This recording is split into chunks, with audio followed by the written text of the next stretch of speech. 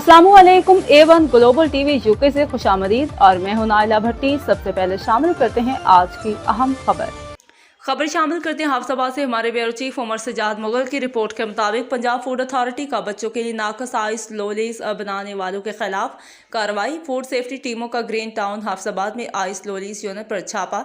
ममनुआ अज्जा से मुसर सेहत आइस लोलीज बनाने पर यूनिट बंद। 40 लीटर नाकस apple flavour, 30 kilo ice lollies, 14 kilo जाली पैकिंग मटेरियल, खुले ममनुआ केमिकल्स तल्फ, नल के आलूदा पानी में रंग और केमिकल्स डालकर मुसर सेहत आइस लोलीज बनाई जा रही थी। डीजी फूड अथॉरिटी सफाई के इंतहाई नाकस इंतजामात और जंग आलूद मशीनरी का इस्तेमाल किया जा रहा था। तैयार आइस लोलीज को बगैर टेम्परेचर कंट्रोल आम फ्रीजर में रखा पाया गया।